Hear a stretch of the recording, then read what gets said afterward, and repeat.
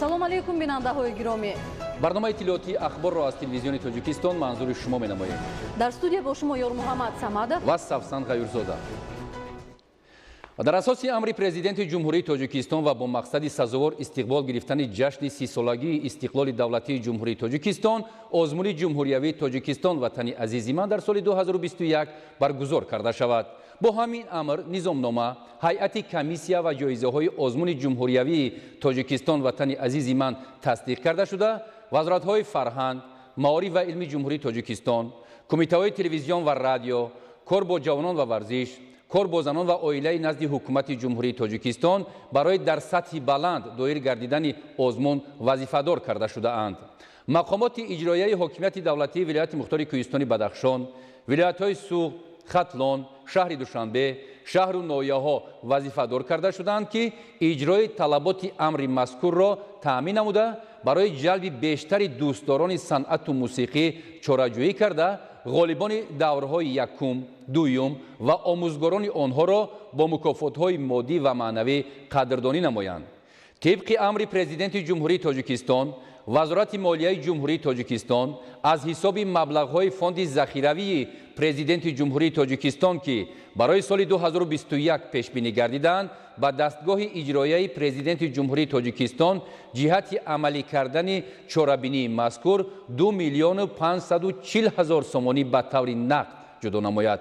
озмун дар байни гурӯҳҳои зерин доир мегардад: хонандагону донишҷӯёни муассисаҳои таълимии мусиқии касбӣ, гурӯҳҳои касбӣ, сарояндагону навозандагони филармонияҳои халқӣ, театрҳои халқӣ, дастаҳои ҳунарӣ назди раёсат, шӯъбаву бахшҳои фарҳанги вилояти мухтори кӯҳистони Бадахшон, вилоятҳои Суғду Хатлон, шаҳри Душанбе, шаҳру ноҳияҳои тобеи ҷумҳурӣ, ансамблҳои ҳунарӣ, оилавӣ, хонандагону донишҷӯёни муассисаҳои таълимии таҳсилоти миёнаи умумӣ, ибтидоӣ, миёна ва олии касбӣ ва баъд аз муассисаҳои таҳсилоти олии касбӣ новобаста аз шакли ташкилию ҳуқуқӣ ва моликият, ходимони илмӣ ва эҷодӣ.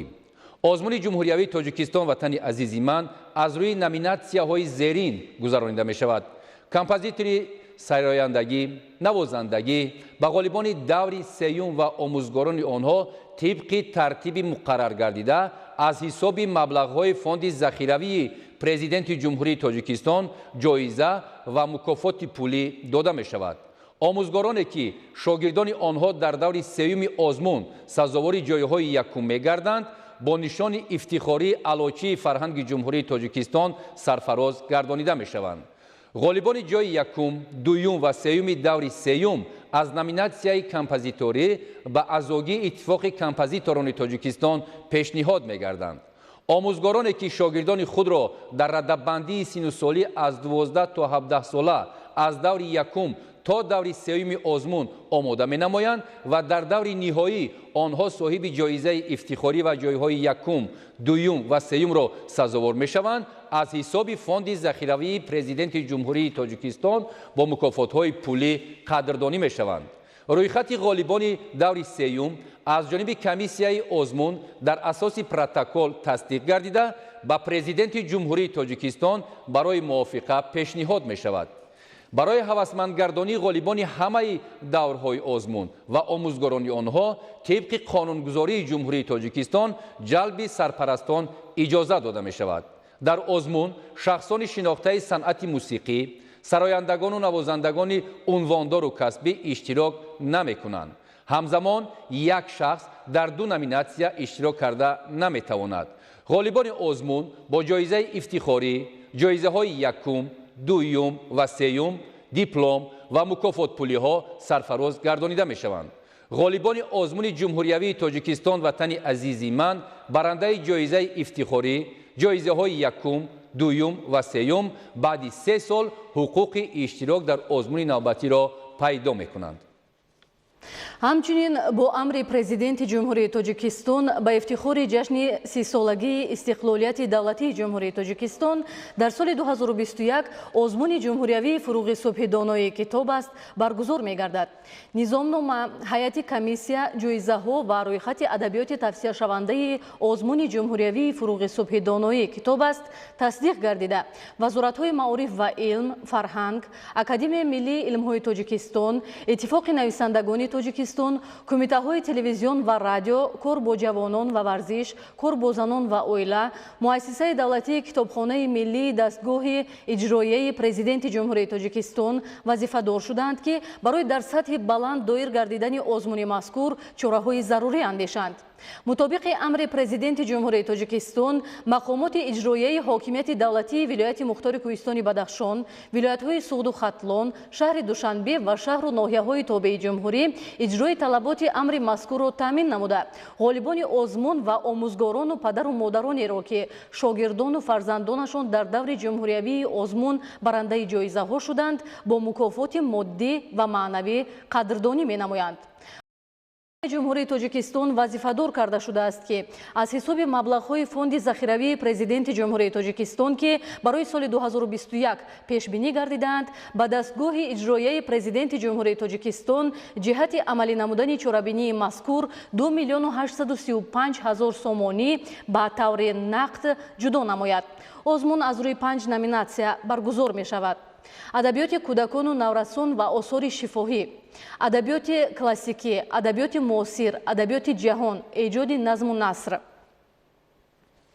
иштирокчиёни номинатсияҳо ба гурӯҳҳои зерин тақсим мешаванд: хонандагони муассисаҳои таҳсилоти миёнаи умумӣ ва ибтидоии касбӣ синфҳои 10-11, донишҷӯёни муассисаҳои таҳсилоти миёна ва олии касбӣ, бакалавру магистрҳо, аспиранту докторантҳо ва ходимони илмӣ ва адабии муассисаҳои илмиву эҷодӣ, омӯзгорони ҳамаи зинаҳои таҳсилот, кормандони фарҳангу санъат, калонсолон ва намояндагони касбу кори гуногун, ҳакамони озмун дар ҳар як номинатсияи ин се табақаро ба таври алоҳида ҷудо менамоянд.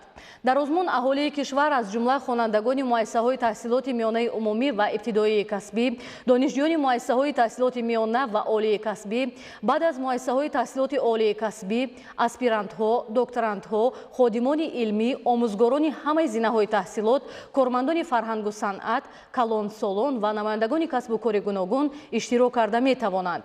як шахс танҳо дар як номинатсия иштирок карда метавонад. барои ғолибони озмун ҷоизаҳо аз рӯи 4 гурӯҳ ва 5 номинатсия муқаррар карда шудааст. ғолибони даври чоруми озмун, ки сазовори ҷойҳои якум, дуюм, сеюм ва барандаи шоҳҷоиза гардиданд, то 3 сол дар озмунҳои солҳои минбаъда ҳуқуқи иштирок карданро надоранд. омӯзгороне, ки шогирдони онҳо дар даври чоруми озмун сазовори ҷойҳои якум мегарданд, бо нишони ифтихории аълочии маориф ва илми ҷумҳурии тоҷикистон ва аълочии фарҳанги ҷумҳурии тоҷикистон сарфароз гардонда мешаванд. омӯзгорони муассисаҳои таҳсилоти миёнаи умумӣ, ки шогирдони худро аз даври якум то даври чоруми озмун омода менамоянд ва дар даври ниҳоӣ онҳо ҷойҳои якум, дуюм ва сеюмро соҳиб мешаванд, аз ҳисоби фонди захиравии президенти ҷумҳурии тоҷикистон бо мукофотҳои пулӣ қадрдонӣ мешаванд.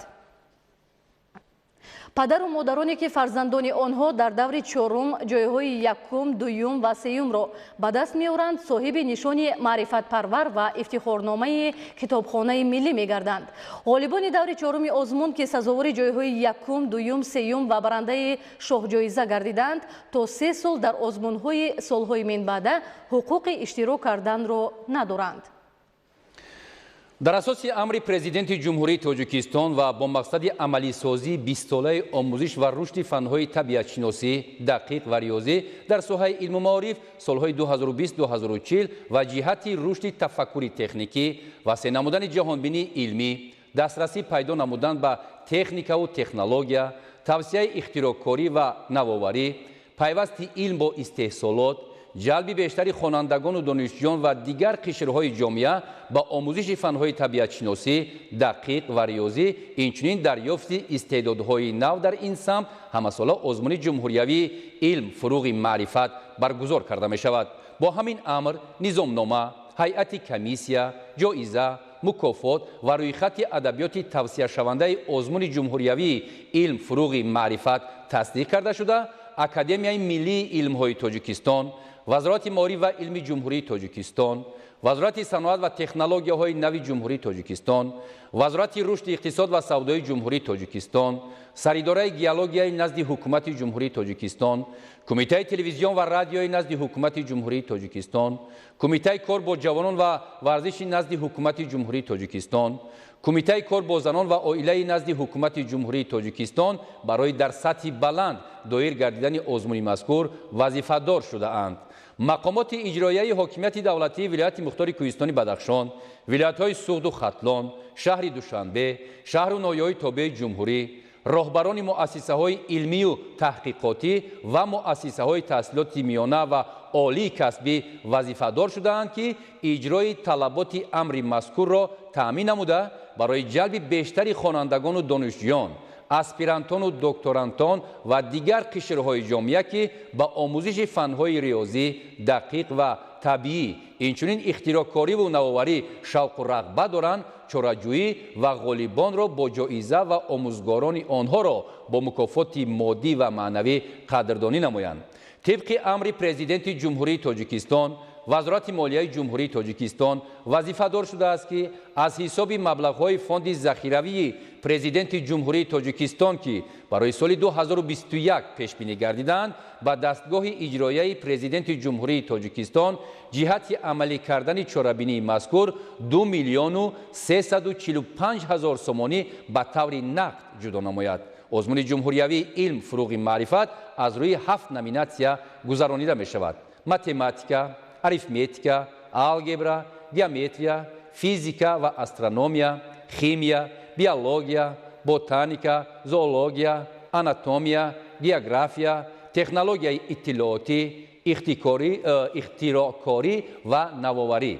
Ба ғолибони даври дуюм ва барандаи шоҳ-ҷоиза тибқи тартиби муқаррар гардида аз ҳисоби маблағҳои фонди захиравии президенти Ҷумҳурии Тоҷикистон ҷоиза ва мукофоти пулӣ дода мешавад. ҷоиза ва мукофоти пулии ғолибони озмун ва омӯзгорони онҳо дар маросими тантанавӣ аз ҷониби намояндаи президенти Ҷумҳурии Тоҷикистон супорида мешавад. иштирокчиёни ҷойҳои чорум, панҷум, шашум даври чоруми озмун бо нишони илм ва инноватсия ва ифтихорномаи Академияи миллии илмҳо сарфароз гардонида мешаванд. Шакл, андоза ва тартиби супоридани нишонро Академияи миллии илмҳо таҳия ва тасдиқ менамояд. омӯзгорони муассисаҳои таҳсилоти миёнаи умумӣ, ки шогирдони онҳо дар даври чоруми озмун барандаи шоҳҷоиза ва сазовори ҷойҳои якум, дуюм ва сеюм мегарданд, бо мукофоти пулӣ сарфароз гардонида мешаванд. маълумоти муфассалро ба озмунҳои ҷумҳуриявии илм, фуруғи маърифат, фуруғи субҳи донои китоб аст ва Тоҷикистон, ватани азизи ман, аз сомонаҳои расмии президенти Ҷумҳурии Тоҷикистон, Агентии миллии иттилоотии Тоҷикистон Ховар, сомонаҳои расмии вазорату кумитаҳо ва рӯзномаҳои ҷумҳуриявӣ дастрас карда метавонед. тибқи амри президенти Ҷумҳурии Тоҷикистон дар бораи баргузории озмуни ҷумҳуриявии Тоҷикистон ватани азизи ман, имсол гирандагони ҷоизаи ифтихорӣ ва ғолибон ҷойҳои якум, дуюм ва сеюм баъд аз 3 сол ҳуқуқи дубора иштирок кардан дар озмуни навбатиро пайдо мекунанд. гузориши Муҳаммад Муминзода ва Маъруфи Абдулло. тибқи амри президенти Ҷумҳурии Тоҷикистон ҷиҳати дар сатҳи баланд баргузор намудани озмуни ҷумҳуриявии Тоҷикистон ватани азизи ман дар соли 2021 аз ҳисоби маблағи фонди захиравии президенти Ҷумҳурии Тоҷикистон 2 миллиону 540 ҳазор сомонӣ ҷудо карда мешавад. Тадбири мазкур шароит фароҳам меорад, ки теъдоди дӯстдорони санъату мусиқӣ зиёд гардида, истеъдодҳои нав ба миён ояд.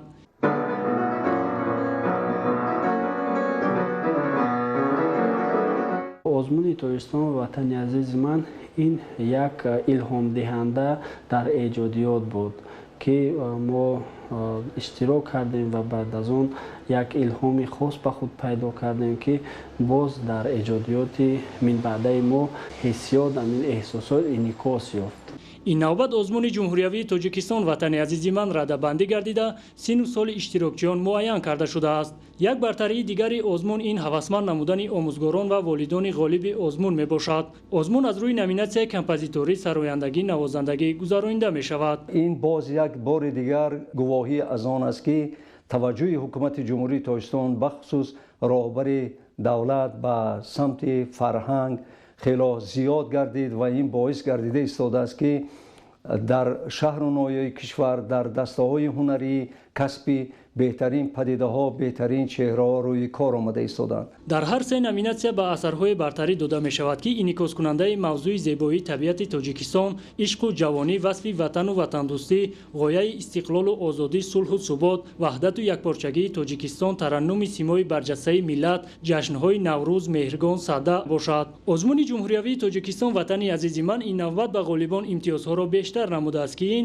иштирок дар чорабиниҳои сатҳи ҷумҳуриявӣ ва байналмилалӣ буда тариқи суҳбат ва ройгон супоридани имтиҳонҳои дохилшавӣ ба мактабҳои миёнаи махсуси мусиқӣ, коллеҷи мусиқӣ ва мактаби олии мусиқӣ қабул карда мешавад. дар соли ҷорӣ низ ин соли бисёр ҳам пурифтихор, соли фаромӯшнашаванда, чунки таҷлили ҷашни 30-солагии истиқлолияти давлатии ҷумҳурии тоҷикистон дар саросари кишвар баргузор мегардад, таҷлил карда мешавад ва ин озмун боварӣ дорам ки бо як шукӯҳу шаҳомати хоса баргузор гардида тавассути ин озмун беҳтарин ҳунармандон, беҳтарин ромишгарон, беҳтарин композиторон, беҳтарин иҷодкорон, беҳтарин хонандагон пешвоз мегиранд.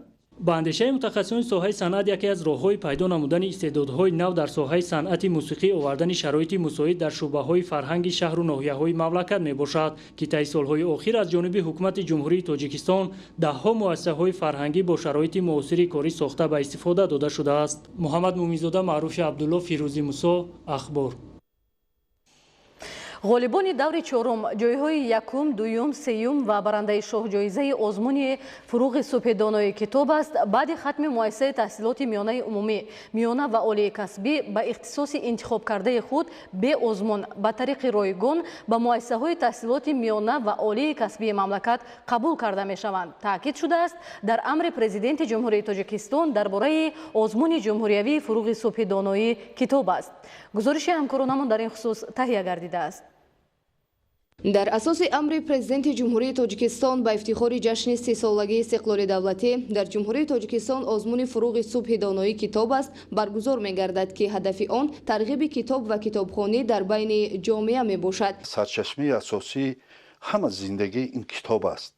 бе китоб пеш рафта мо наметавонем. дар кадом дабистоне ки набошад, кадом мактабхонае ки набошад ва кадом мисол донишгаҳҳои олие ки набошад, бачагони мо ҳама рӯ ба китоб овардаганд. ҳоли мисол бештар ман ҳаминҷода мо ҳамчун омӯзгор фаъолият мекунем. ин қадаре ки ҳукумати ҷумҳурии Тоҷикистон доир ба фуруғи субҳи донои китоби як мисол озмуна пешниҳод карданд, дар таърих бо ҳарфҳои зарин навишта мешавад.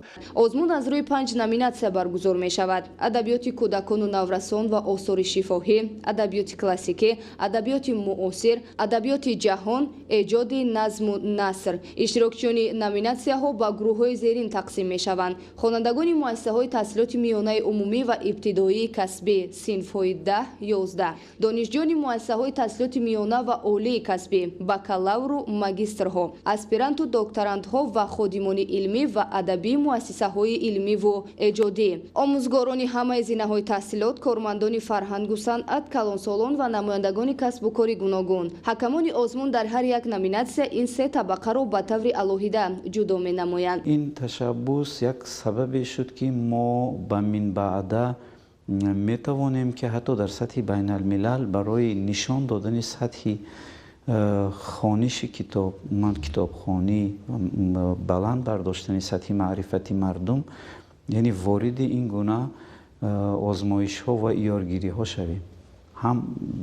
яъне на фақат ин як кори хубе дар дохил барои эҷод кардани ҳамин фазои зеҳнгароӣ буд, ба замми ин дар оянда моро ба ҳамин гуна иёргириҳо ва шинохташавиҳо ва муаррифишавиҳо дар сатҳи ҷаҳонӣ ҳам آماده میکنند. бартариати озмуни мазкур дар соли 2021 ин аст ки ғолибони даври чорум, ҷойҳои якум, дуюм ва сеюм ва барандаи шоҳҷоиза баъди хатми муассисаи таҳсилоти миёнаи умумӣ, миёна ва олии касбӣ ба ихтисоси интихобкардаи худ бе озмун ба тариқи ройгон ба муассисаҳои таҳсилоти миёна ва олии касбии кишвар қабул карда мешаванд. маблағи умумие ки имсол барои ғолибони озмуни фуруғи субҳи донои китобас ҷудо шудааст 2 млн 835 000 сомониро ташкил медиҳад. Ойша Сатор, Фирӯзи Мусо, Ахбор.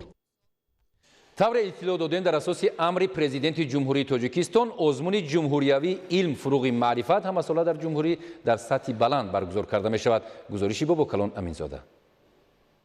бо амри президенти ҷумҳурии тоҷикистон дар доираи солҳои 2020-2040 20-солаи омӯзиш ва рушди фанҳои табиатшиносӣ, дақиқ ва риёзӣ дар соҳаи илму маориф, рушди тафаккури техникӣ, васеъ намудани ҷаҳонбинии илмӣ, дастрасӣ пайдо намудан ба техникаву технология, тавсеаи ихтироъкорӣ ва навоварӣ, пайвасти илм бо истеҳсолот, ҷалби бештари хонандагону донишҷӯён ва дигар қишрҳои ҷомеа ба омӯзиши фанҳои табиатшиносӣ, дақиқ ва риёзӣ, инчунин дарёфти истеъдодҳои нав дар ин самт ҳамасола озмуни ҷумҳуриявии илм фуруғи маърифат таҳти сарпарастии президенти ҷумҳурии тоҷикистон баргузор карда мешавад. озмун аз рӯи 7 номинатсия гузаронида мешавад. номинатсияҳо чунинанд: математика, физика ва астрономия, химия, биология, география, технологияи иттилоотӣ, ихтироъкорӣ ва навоварӣ. ҳадафи асосии таъсис ва умуман ташкилу баргузор намудани ин озмун дар он аст ки пеш аз ҳама ин рушди тафаккури техникӣ, васеъ намудани донишҳои илмӣ, техникӣ, ин ҷавби ҳар қадар бештару беҳтари махсусан ҷавонон, хонандагони муассисаҳои таҳсилоти миёнаи умумӣ, донишҷӯён, ин бакалаврҳо, бакалавриат ва магистратураи муассисаҳои таҳсилоти ибтидоӣ, миёна ва олии касбӣ ва умуман ин озмун барои дигар азинаҳои болои ин унвонҷӯён, аспирантон, докторантони ихтисосҳои PhD, докторантони ҳабилитат, конструкторҳон, муҳандисон, омӯзгорону устодони муассисаҳои таҳсилоти ибтидои миёнаи олии касбӣ, олимон, донишмандон,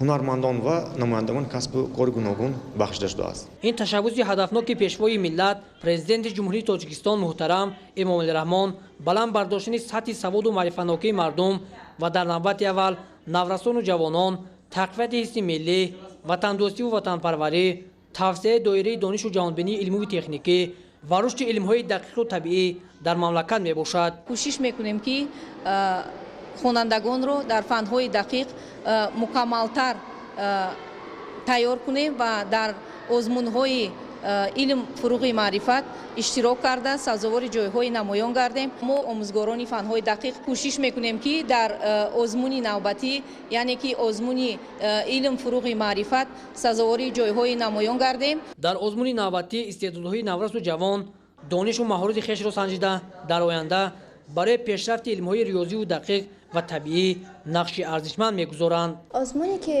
дар ин 20 сола таъин карда шудааст, илм фуруғи маърифат, ин барои озмуни фанҳои дақиқ мебошад, яъне физика, химия, алгебра ва бо вуҷуди ин озмун мо метавонем ки фанҳои дақиқи худро мустаҳкамтар гардонем ва ин тавр мо зиёдтар метавонем фанҳои дақиқро аз худ намоем ва бо ин озмун ба хонандагон кӯмак мерасонад ки кори худро ба пеш бурда тавонанд. барои ғолибони даври чоруми озмун ва омӯзгороне ки шогирдонашон дар ин даври озмун соҳиби ҷойҳаи якум, дуюм ва сеюм мегарданд, ҷоиза ва мукофоте аз рӯи 3 гурӯҳ ва 7 номинатсия муқаррар карда мешаванд. дар озмун 2 млн 345 000 сомонӣ маблағ ҷудо карда мешавад ва ба ғолибони озмун аз рӯи номинатсияҳои муайяншуда сарфароз гардонида мешаванд. бобокалон амизода, баҳодури Қурбон, мақсади мақсад, Ахбор. соли 2021 аз таъсис ёфтани созмони ҳамкории Шанхай 20 сол пур мешавад. ҷаласаи ҷашнии сарони кишварҳои узви созмони ҳамкории Шанхай соли 2021 дар шаҳри Душанбе баргузор хоҳад шуд. дар робита ба ин бо дастгирии президенти ҷумҳурии Тоҷикистон пешвои миллат муҳтарам Эмомалӣ Раҳмон дар сохтори Академияи идоракунии давлатии назди президенти ҷумҳурии Тоҷикистон маркази дӯстӣ ва ҳамкории созмони ҳамкории Шанхай дар Тоҷикистон таъсис дода шуд. Зульфия Раҳимзода маълумоти бештар дорад. созмони ҳамкории шанхай ки то 15 июни соли 2001 бо номи панҷгонаи шанхай ёд мешуд, ҳамчун ташкилоти бонуфузи минтақавӣ дар заминаи таҳкими эътимоду боварӣ ва коҳиши нерӯҳои низомӣ дар манотиқи сарҳадии ҷумҳурии мардумии Чин, Федератсияи Россия, ҷумҳуриҳои Тоҷикистон, Қазоқистон ва Қирғизистон арзиҳастӣ карда, минбаъд фарогири масъалаҳои умдаву ҷиддитари ҳаёти рӯзмарраи аҳолии ин давлатҳо гардид. ҳадафҳои асосии созмони ҳамкории шанхай ин таҳкими боварии мутақобилан судманд ва ҳамсоягии неки кишварҳои аъзо, мусоидат ба ҳамкории самарабахш дар соҳаҳои сиёсӣ, тиҷоратӣ, илмӣ, техникӣ ва фарҳангӣ, инчунин дар соҳаи маориф, энергетика, нақлиёт, туризм ва ҳифзи муҳити зист мебошад. дар асоси муқаррароти созмони ҳамкории шанхай соли 2020 раёсат дар созмони ҳамкории шанхай аз Федератсияи Россия ба ҷумҳурии Тоҷикистон гузашт. дар ин замина бо дастгирии бевоситаи пешвои миллат муҳтарам Эмомалӣ Раҳмон дар сохтори Академияи идоракунии давлатии назди Президенти ҷумҳурии Тоҷикистон маркази дӯстӣ ва ҳамкории созмони ҳамкории шанхай дар Тоҷикистон ба сифати як ниҳоди ҳамоҳангсози самтҳои фаъолияти созмони ҳамкории шанхай таъсис дода шуд. зимни ифтитоҳи маркази мазкур намояндагони дастгоҳи иҷроияи Президенти ҷумҳурии Тоҷикистон, Вазорати корҳои хориҷӣ ва сафирони кишварҳои аъзои созмони ҳамкории шанхай иштирок доштанд. зикр карда шуд ки Тоҷикистон яке аз таъсисдиҳандагони созмони ҳамкории шанхай буда дар ташаккули чунин як созмони мӯътабари байналмилалӣ нақши калидӣ дорад ва он яке аз омилҳои асосии таҳкиму тақвияти эътибори ҷумҳурии Тоҷикистон дар арсаи байналмилалӣ мебошад. соли 2021 ба таъсис ёфтани созмони мазкур 20 сол пур мегардад ва хурсандиовар аст ки 20-мин солгарди таъсисёбии ин созмони бонуфуз дар соли раёсатии ҷумҳурии Тоҷикистон дар созмони ҳамкории шанхай рост омадааст. дар раванди ифтитоҳи марказ иштирокчиён бо котиби генералии созмони ҳамкории шанхай Владимир Норов ва директори маркази миллӣ ва дипломатияи созмони ҳамкории шанхай дар Узбекистон Кабулҷон Сабиров мулоқоти онлайнӣ намуданд. зикр гардид ки маркази дӯстӣ ва ҳамкории созмони ҳамкории шанхай дар Тоҷикистон ташкилоти ҷамъиятии ғайридавлатии ғайритиҷоратӣ буда бо мақсади омӯзиши равандҳои ҳамгироӣ ва тақвияти созмон фаъолият менамояд. мақсади таъсис ва минбаъд фаъолияти ин марказ аз он иборат мебошад ки боз ҳам зичтар, қавитар ва возеҳтар ҳамкориҳои байни давлатҳои узви созмони ҳамкории шанхай ва инчунин берун аз давлатҳои аъзо, яъне дар инҷо давлатҳои нозир ҳастанд ва дигар шарикони ҳамкорӣ ки ҳастанд, дигар созмонҳо, инчунин дар баробари давлатҳои гуногуни минтақа ва ҷаҳон, ҷумҳурии Тоҷикистон метавонад тавассути ин марказ робитаҳои пеш аз ҳама илмӣ дар самти маориф, фарҳанг, инчунин дар самти ба роҳ мондани такмили ихтисоси хизматчиёни гуногуни давлатиро бароҳ бимонад тавассути ин марказ ва инчунин метавонад тавассути ин марказ вебинарҳо мегӯянд, тавассути онлайн конференсияҳо, вохӯриҳо, ҳамоишҳо баргузор мешавад. Инчунин боз фестивалҳои театру, кино, ярмаркаҳо, намоишҳои китоб ва дигар маҳсули дасти эҷодкорони гуногуни кишварҳои аъзои созмони ҳамкории шанхай дар шаҳри Душанбе баргузор шавад. дар маркази дӯстӣ ва ҳамкории созмони ҳамкории шанхай дар Тоҷикистон расмҳои таърихии созмони ҳамкории шанхай, харитаи давлатҳои аъзои созмон, аксҳои сарони давлатҳои аъзо зимни ҷараёни нишастҳои созмони ҳамкории шанхай, гӯшаи китобҳои Президенти ҷумҳурии Тоҷикистон ва дигар маводе ки вобаста ба фаъолияти созмон нашр гардидаанд, инчунин парчамҳои давлатҳои аъзо маълумотнома оид ба таърихи таъсиси созмон ҷой дода шудааст. барои мо боиси ифтихор ва сарбаландӣ аст ки дар мувофиқа ва бо розигии Президенти ҷумҳурии Тоҷикистон дар назди академия маркази дӯстӣ ва ҳамкории созмони ҳамкории шанхай дар Тоҷикистон таъсис дода шуд ки мақсад аз таъсис додани маркази мазкур густариши робитаҳои дуҷониба ва омӯзиши равандҳои фаъолияти созмон мебошад. ифтитоҳи маркази дӯстӣ ва ҳамкории созмони ҳамкории шанхай дар Тоҷикистон ҷиҳати тақвият бахшидани ҳамкорӣ ва робитаҳо, мусоидат ба эътимоди тарафайн ва рушди ҳамкориҳои созмони ҳамкории шанхай ва омӯзиши равандҳои ҳамгироӣ заминаи воқеӣ мегузорад. Зульфия Раҳимзода, Баҳодури Истам, Фирӯзи Мусо, Ахбор. барномаи ахборро идома медиҳем. бинандаҳои азиз, аҳли заҳмати кооперативи тиҷоратӣ нуфузи вахш тасмим гирифтааст ки бо бунёди корхонаҳои истеҳсолӣ дар саноати кунонӣ бо суръати мамлакат саҳм гузорад. айни ҳол дар коргоҳи коркарди ширӣ корхонаи мазкур 12 навъи маҳсулоти ширӣ истеҳсол карда мешавад. Гулчеҳраи Саттор гузориш медиҳад аз ноҳияи вахш. ҳукумати ҷумҳурии тоҷикистон барои боло бардоштани иқтисоди миллӣ ба рушди соҳаи кишоварзӣ таваҷҷуҳи махсус зоҳир менамояд. хоҷагидорон аз он шукргузоранд ки имрӯз бо шарофати истиқлоли давлатӣ ва дастгириҳои ҳамаҷонибаи ҳукумати ҷумҳурӣ аз заминҳои обию лалмӣ бо самар истифода намуда сатҳи зиндагии худро боло мебардоранд. кооперативи тиҷоратии нуфузи вахш низ дар ҳамин замина фаъолияташро ба роҳ монда заминҳои дар ихтиёр доштаашро ба таври оқилонаву самарабахш истифода менамояд. дар ин корхона барои истеҳсоли маҳсулоти гуногуни ширӣ, меваҳои шаҳдбори ангуру шафтолу низ парвариш карда мешавад. кооперативи мазкур ҳамчунин 300 чорвои калони шохдор дорад. майдони заминҳое ки ба кишти хӯроки чорво нигаронида шудаанд, онҳо низ самараноку оқилона истифода мешаванд. бо истифода аз тухмиҳои серҳосил, зиёд намудани истеҳсоли маҳсулот аз нақшаҳои аслии хоҷагидорон маҳсуб меёбад. дар кооперативи тиҷоратии нуфузи вахш ҳамчунин дар доираи татбиқи нақшачорабиниҳо бахшида ба саноати кунонии босуръати мамлакат сехи коркарди шир фаъолият менамояд ки таҳти бренди умеди расул 12 навъи маҳсулоти ширӣ истеҳсол менамояд. дар корхонаи мо дар як рӯз 1 тонна шири коркард мешавад ва 12 намуди маҳсулотҳоро истеҳсол менамояд. қаймоқ, сметан, ҷирғот, кефир, йогурт, тварок, тваражок, сир истеҳсол менамояд. мавриди зикр аст ки соҳаи саноат дар рушди иқтисоди миллӣ нақши муассир дошта, таъсиси корхонаҳои нав, муҳайё кардани ҷойҳои корӣ, афзун намудани номгӯи маҳсулоти рақобатпазир ва баланд бардоштани иқтидори содиротии маҳсулот ба некуаҳволии мардум мусоидат менамояд.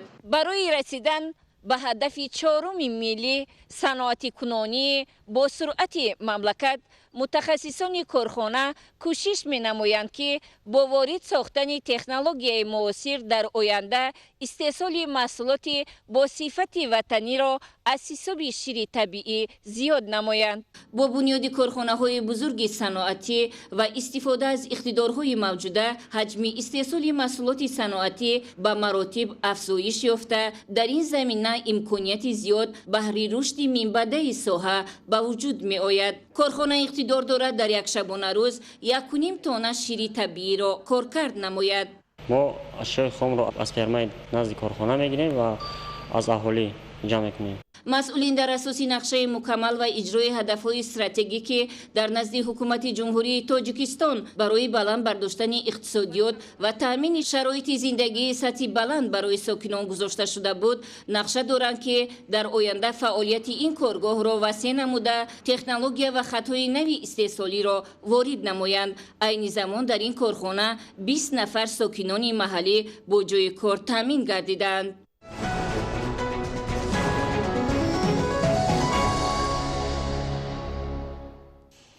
имрӯз дар шаҳри душанбе фестивали дӯстии афсарону сарбозони пойтахт таҳти унвони барои миллату давлат ва президентам содиқона хизмат мекунам ки бахшида ба таҷлили 28-солагии таъсисёбии қувваҳои мусаллаҳи ҷумҳурии тоҷикистон идома дошт ҷамъбаст гардид. гузориши абдулҳамиди назир. бахшида ба таҷлили 28-солагии таъсисёбии қувваҳои мусаллаҳи ҷумҳурии тоҷикистон ва 30-солагии истиқлоли давлатии ҷумҳурии тоҷикистон таи 7 рӯз дар ҳамаи қисмҳои ҳарбию низомии ҳудуди пойтахт таҳти унвони барои миллату давлат ва президент содиқона хизмат мекунам фестивали дӯстии афсарону сарбозони пойтахт баргузор гардид. даври ҷанббастии фестивали мазкур имрӯз баргузор гардида дар он масъулини мақомоти иҷроияи ҳокимияти давлатии шаҳри душанбе, вазорати мудофиа, кумитаи кор бо ҷавонон ва варзиши назди ҳукумати ҷумҳурии тоҷикистон ва раёсати кор бо ҷавонон ва варзиши шаҳри душанбе иштирок намуда иброз доштанд ки дар доираи ин фестивал 32 чорабинии варзишиву фарҳангӣ аз ҷумла 5 намуд мусобиқаҳои варзишӣ аз рӯи намуди футболи хурд, волейбол, шашкаю шоҳмот ва варзиши сабук доир гардид. дар ин замина барномаҳои рангини фарҳангӣ дар доираи фестивали гулчини сурудҳои ватандӯстонаи суруди сарбоз баргузор шуда ҷавонони синни даъватӣ ва тодаъватӣ аз шароиту имконоти қисмҳои низомии ҳудуди пойтахт دیدن نمودند. در مجموع در این فستیوال بیش از 13,000 نفر جوانان جلب کرده شدند. حاضرین ابراز داشتند که تأسیس یافتن قواهای مسلح در تاریخ نوین جمهوری تاجیکستان در برابر به دست آوردن استقلال دولتی موقعی خاصه دارد، زیرا ارتش ملی یک از رکنهای اساسی دولتداری کفیل صاحب اختیاری تمامیت ارضی، نیروی تامین کننده امنیت و ثبات و حفظ منفعت‌های ملی و دولتی به حساب می رود. ارتش ملی یک جزء مهم دولت به حساب رفته. پیشوای ملت سرفرمانده اولی قواهای مسلح مملکت محترم امام علی رحمان از روزهای نخستین صاحب استقلالی در قطار دیگر ساحه‌ها به تأسیس و بنیاد و تحکیم آن دقت مخصوص ظاهر می نماید. واقعاً 28مین سالگرد تأسیس یابی قواهای مسلح جمهوری تاجیکستان در فضای آرام و آسوده وطن و با روحیه بلند وطن دوستی و افتخار از دولتداری مستقل ملی تجلیل می گردد. در فرجام چهاربینی یک گروه افسران و سربازان قواهای مسلح که در مسابقه های ورزشی سزاوار جایهای افتخاری گردیدند، با سپاسنامه و افتخارنامه مقامات اجرایی حاکمیت دولتی شهر دوشنبه سرفراز گردانیده شدند. عبدالحمید نظیر، مهروز جمعه، شهر دوشنبه، اخبار. در دوره آمادگی ها به جشن 30 سالگی استقلال دولتی و تجلیل از جشن 28 سالگی تأسیس یابی قواهای مسلح جمهوری تاجیکستان در یک قطار قسم های نظامی و گارنیزون های حربی مملکت زیاده از 10 بنا و انشاءات اهمیت حربی داشته مورد بهره برداری قرار داده شدند. در دایره سیاست پیشگرفته راهبریت دولت و حکومت جمهوری در سمت سازندگی و بنیادکاری ها در داخل قسم نظامی حدود ناحیه لخش یک خوابگاه زمانوی مورد بهره برداری قرار داده شد. فرمایشگر خوابگاه قسم نظامی 02011 قشونهای زودعمل دیرکسیای ساختمان انشاءات حکومتی دستگاه اجرایی پرزیدنت جمهوری تاجیکستان به حساب رفته، آن از 2 آشیانه و در مساحت 1300 متر مربع بنیاد گردیده است. با نظر داشت در فصل زمستان نسبتاً سرد بودن قرارگاه این قسم نظامی در داخل خوابگاه مذکور خانه خدمتی و معیشی و فراغتی، انبار لباسه، جایهای مخصوصی پوشیده برای جامه‌شویی و خشک کردن لباس و پایافزال، شستن دست و روی، تشنابخانه و حمامخانه سربازی نیز جای داده شده است. علاوه بر این در حدود یک از قسم‌های نظامی ناحیه سنگوار نقطه نظارت گذرگاهی و برای هیئت شخصی مغازه فروش اموال حربی به استفاده داده شد. در دایره آمادگی ها به جشن 30 سالگی استقلال دولتی و در عرفه تجلیل از 28مین سالگرد تأسیس یابی قواهای مسلح ستاد قسم نظامی 10201 وزارت مدافع مورد استفاده قرار داده شد. بینای مذکور از 3 آشیانه و از 22 اتاق کاری عبارت بوده، آن در مساحت 860 متر مربع ساخته شده است. در آشیانه های یکم و دوم ستاد قسم نظامی مذکور بغیر از حجره های کاری اینچنین نقطه نوبتدار فوری، تالار مجلسی با 50 جای نشست و از دیگر انشاءات یاری رسان عبارت می باشد. کتابخانه با حجره کلان و برهوای کتابخانی، تالار ورزشی و اتاقهای مخصوص برای نگاهداری بایگانی و خدمت رسانی های دیگر باشد در آشیانه سه‌م بینای مذکور جایگیر کرده شده است. انشاءات مذکور با سیستم گرمدهی نصب کرده شده. در پهلو و درآمدگاه آن 2 صیفخانه تابستانه، نشستگاه و یک فواره ساخته به استفاده داده شده است. در دایره آمادگی ها به جشن 30 سالگی استقلال دولتی و بهر تجلیل از 28مین سالگرد تأسیس یابی قواهای مسلح در قسم نظامی 16772 تابع ستاد گنرالی قواهای مسلح نیز برای 72 نفر هیئت پراپرشکای این واحد نظامی خوابگاه زمانوی مورد استفاده قرار داده شد. انشاءات مذکور از یک آشیانه و در مساحت 480 متر مربع بنیاد گردیده، آن با سیستم گرمدهی پیوست می باشد. خوابگاه مذکور از 18 حجره خواب عبارت بوده، هر یک حجره آن برای 4 نفر پراپرشک پیش بینی گردیده است. اینچنین در داخل انشاءات مذکور نقطه نوبتدار فوری، خانه نگهداری لوازمات جنگی، آشخانه، حمامخانه و تشنابخانه، جای برای شستن دست و روی و دیگر اتاقهای خدمت رسانی فراهم آورده شده، آن با میز و کرسی، جیوان لباس و دیگر شرایط ضروری تامین می باشد. در نزد درآمدگاه بینای مذکور باشد گل و بوته‌های موسمی، درختان سایه افکن شنانیده شده، یک صحبت جای نیز بنیاد کرده شده است. در عرفه تجلیل از جشن محافظان وطن در پایگاه قسم نظامی 08-010 قشونهای خشکیگرد نیز در مساحت 270 متر مربع یک نقطه طبی زمانوی با تمام شرایط ضروری مورد استفاده هیئت شخصی قرار داده شد. در داخل نقطه طبی برای تعداد معین افسران و سربازان کت خواب، حجره‌های مخصوصی تشخیص و داروگذرانی، داروخانه با تامین نامگوی گوناگون دارواری، اتاق کاری کارمندان، جایی برای شستن دست و روی، آشخانه و حمامخانه و دیگر انشاءات یاریرسان معالجوی فراهم آورده شده است. اطراف و نزد درآمدگاه بینا باشد با نیم پیکره ابوعلی ابن سینا صحبت جای، نهال‌های آرایشی و رستنی‌های گوناگون زیب و زینت داده شده است.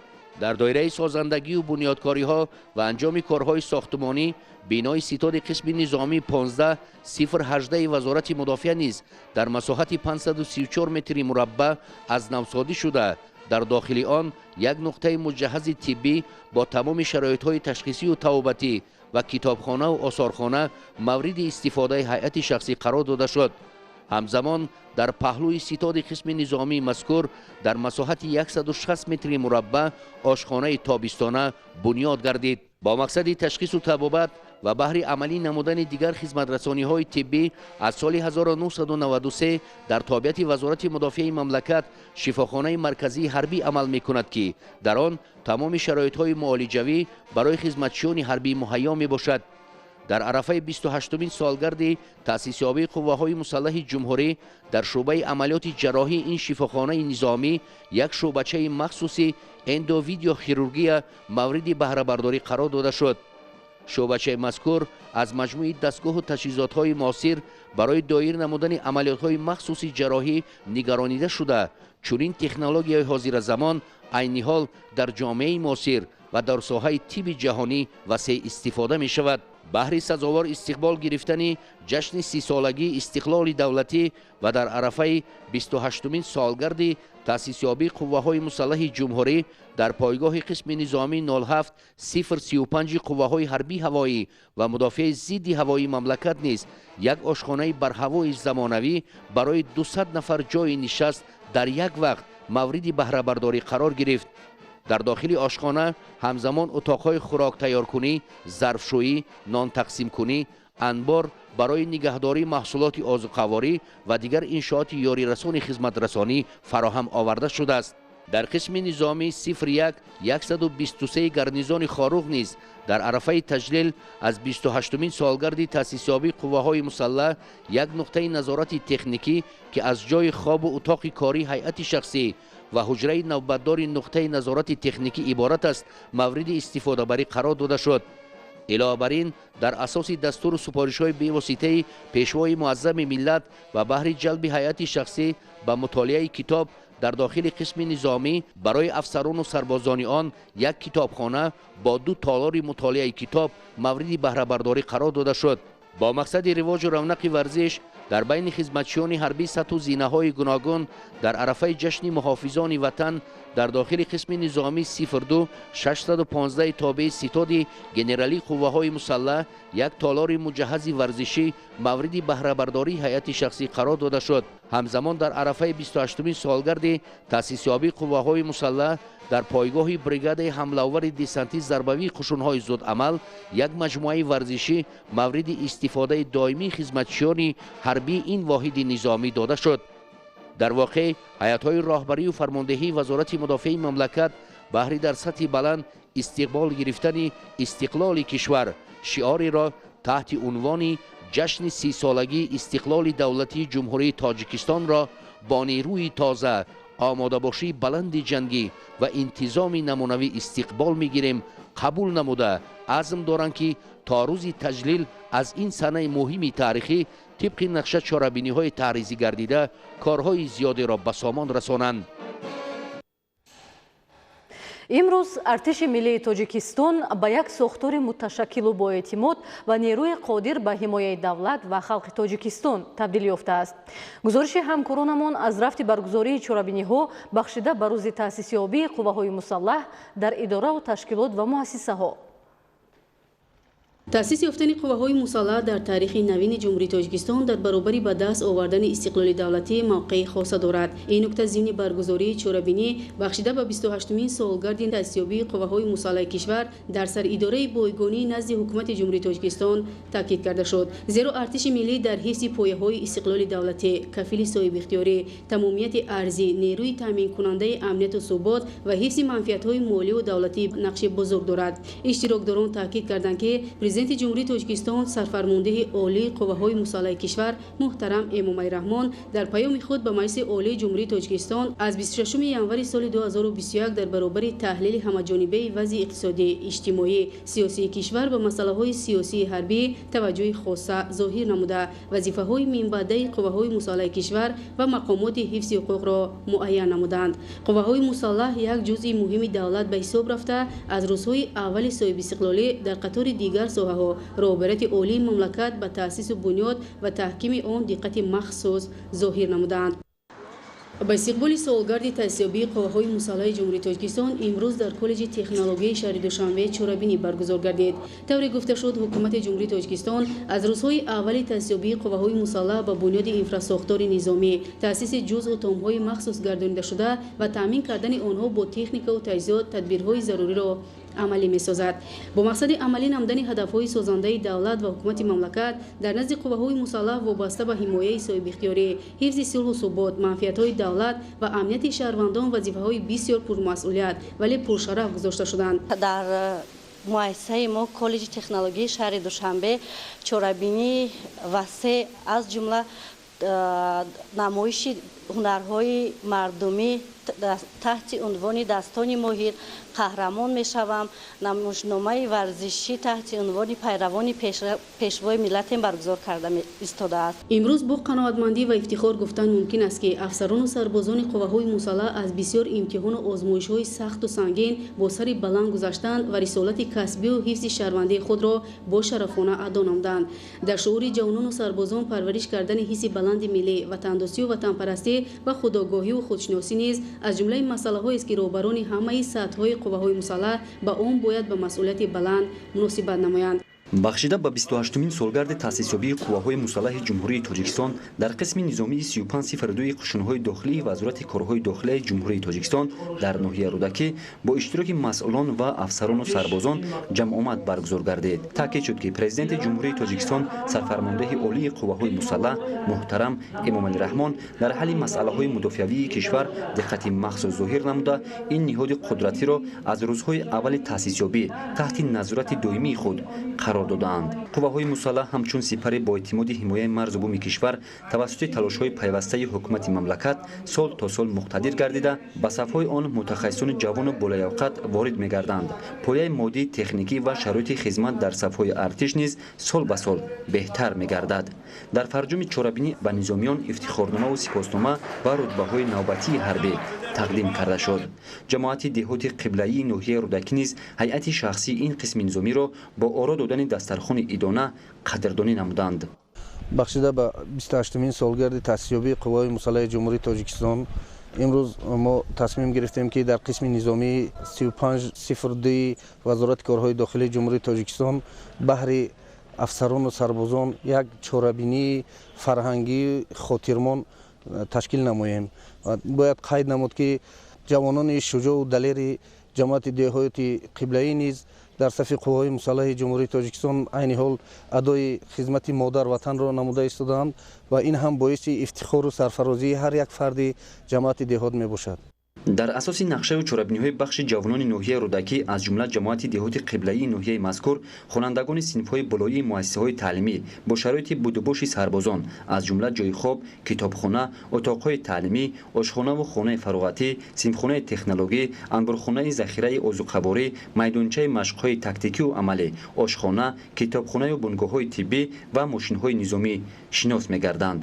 дар доираи нақшачорабиниҳо бахшида ба таъсисёбии қувваҳои мусаллаҳи ҷумҳурии тоҷикистон мақомоти иҷроияи ҳокимияти давлатии шаҳри Турсунзода ҷиҳати ошно намудани падару модарон аз шароити хизмати фарзандон дар қисмҳои низомӣ 50 нафар падару модарони шаҳрро ба қисмҳои низомии вилояти Суғд ба аёдати фарзандонашон бурданд бо ин иқдоми мақомоти иҷроияи ҳокимияти давлатии шаҳри турсунзода падару модарон ва сарбозон бори дигар итминон ҳосил намуданд ки ҳукумати ҷумҳурии тоҷикистон мақомоти иҷроияи шаҳру ноҳияҳои мамлакат барои сокинон бахусус сарбозон пайваста ғамхорӣ зоҳир намуда барои баланд бардоштани ҳисси ватандӯстии ҷавонон тадбирҳои заруриро роҳандозӣ менамояд.